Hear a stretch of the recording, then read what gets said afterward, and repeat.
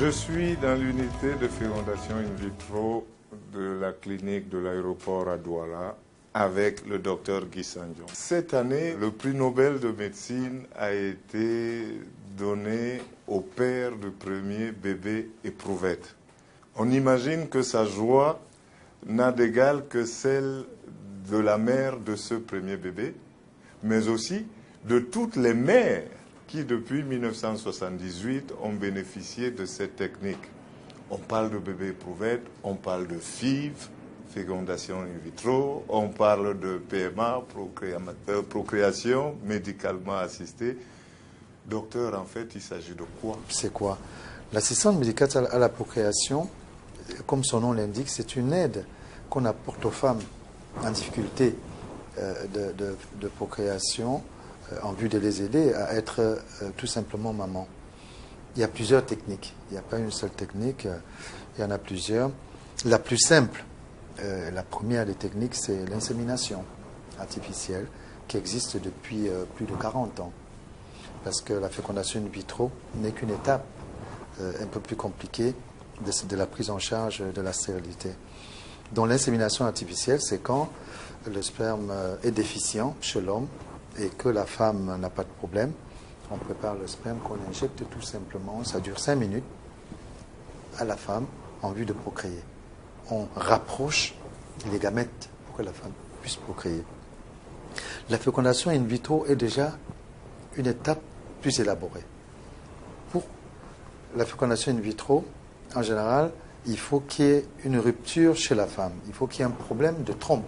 Quand il y a donc ce problème-là chez la femme, et c'est très fréquent en Afrique, parce que la cause principale, ce sont les infections, les MST, les germes, les microbes bouchent les trompes, il faut shunter ce passage tubaire, dont des trompes, et permettre à la femme de procréer. Alors la fécondation in vitro consiste à aller chercher les œufs chez cette femme qui a les trompes bouchées, prendre le sperme de son mari, féconder en laboratoire et remettre 2 à 3 jours plus tard les embryons directement dans la cavité utérine qui est la maison des embryons. Il faudrait peut-être préciser parce que en Afrique, généralement, les hommes se croient à l'abri de la stérilité, donc à l'abri du problème, et tout le monde pense que les femmes sont la seule cause du problème. Si vous insistez sur les femmes, c'est simplement parce que c'est elles qui portent. Mais la panne peut très bien venir aussi, le dysfonctionnement peut très bien venir de l'homme. Donc le sourire n'est pas simplement rendu à la femme parce qu'elle porte l'enfant, mais au couple. Au couple, parce oui. que l'homme aussi peut être déficient. Oui, c'est très bien d'apporter cette précision parce que en Afrique, jusqu'à il y a quelques années, on pensait simplement que l'homme ne pouvait pas être la cause de la stérilité. Mais au jour d'aujourd'hui, les causes sont partagées équitablement. 50-50. D'aucuns ont même tendance à dire qu'il y a plus de problèmes masculins que féminins. Il faut que cela soit clair. D'ailleurs, il y a une confusion dans la tête des hommes qui ont l'impression qu'ils confondent, je veux dire, sexualité et fécondité. Il n'y a aucun rapport.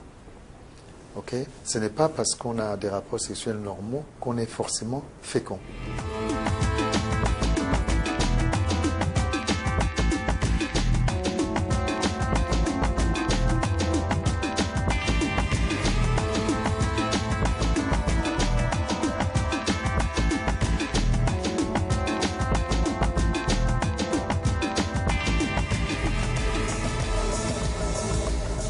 Docteur, comment et quand avez-vous pensé que vous pourriez mettre à la disposition de vos patients ces nouvelles techniques? Alors, très exactement, il y a une quinzaine d'années, parce que j'exerce au Cameroun depuis plus de 20 ans. Et lors des premières années d'exercice, nous étions obligés, devant les problèmes de trompe, de conseiller aux patients de partir en Europe. C'est comme dans tous les domaines. L'Europe Et on avance. Et on avance dans beaucoup de domaines, dans la plupart des domaines, à nos pays africains en voie de développement, notamment en Afrique au sud du Sahara. Donc, nous étions obligés d'orienter les patients en Europe. Alors, vous imaginez les problèmes de visa, les problèmes de billets d'avion, les problèmes de séjour en Europe et les problèmes de coûts, parce que les coûts sont les mêmes, on en parlera peut-être. Et ces couples revenaient en disant, docteur, nous nous sommes ruinés, parfois, sans résultat. Sans résultat. Et non seulement ils se sont ruinés, mais le fait qu'ils se déplacent, le fait qu'il y ait beaucoup d'argent à dépenser augmente le niveau de stress et le stress, évidemment, diminue le ratio de réussite. Nous savons très bien que, au-delà du pourcentage mathématique, il y a les facteurs environnementaux qui sont très importants pour une fécondité. Le déracinement, une jeune dame, un jeune couple qui arrive pour la première fois en plein hiver en Europe, vous l'avez connu, un grand sportif. Donc, quand tout cela est mis bout à bout, ceci ne concourt pas à la réussite. Mais dès l'instant où nous avons pensé qu'on peut faire la même chose en Afrique, nous nous sommes formés en Europe, nous avons donc envisagé de créer une unité de fécondation in vitro au Cameroun. Ça n'a pas été facile parce que dans la sous-région, il n'y en avait pas. Il n'y a pas d'unité comme ça. Il a fallu acheter le matériel qui est très coûteux, faire venir les spécialistes sur place, parce que les conditions atmosphériques sont très importantes. Le climat, l'environnement est très important dans cette technique-là, comme vous avez pu le voir. Il a fallu donc adapter une technique importée à notre pays. Vous avez lâché le mot l'équipe, docteur. Il a fallu constituer une équipe. Outre la complémentarité scientifique, sur quelle base avez-vous travaillé pour arriver à constituer une équipe? Évidemment, au départ, quand vous avez un projet, il y en a qui y croient, il y en a qui n'y croient pas, pour les multiples raisons. Donc, beaucoup de collègues qui nous regardent, qui se reconnaissent, ont commencé avec nous. Il y en a qui, pour des raisons professionnelles, ne pouvaient pas faire chemin avec nous. Mais c'est une aventure tellement prenante et tellement importante qu'il n'est pas possible de la faire tout seul. Il faut donc constituer une équipe sur la base, bien sûr, des compétences, sur la base des affinités, du moment, sur la base conjoncturelle, j'allais dire. Il n'y a pas eu au départ, c'était des connaissances entre collègues. Il faut peut-être préciser que 30 à 35% de réussite, c'est supérieur à ce que fait la nature elle-même. C'est-à-dire que quand un homme et une femme s'accouplent, il n'y a pas 30 à 35% de chances qu'il y ait un bébé. Il y en a beaucoup moins. Il y a exactement 25% de chances. C'est ce que la nature nous octroie.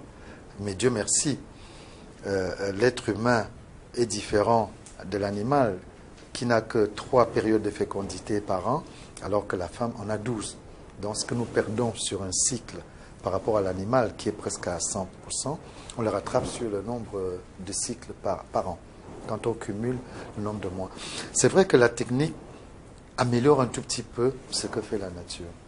Mais, encore une fois, quand vous prenez 10 femmes et qu'il y a 3 qui sont enceintes, il y a 7 qu'il faut consoler. Ceux-là ne comprennent pas. C'est ça. Malheureusement, nous n'avons pas encore la clé pour faire 100%. Je vais vous accorder une petite pause.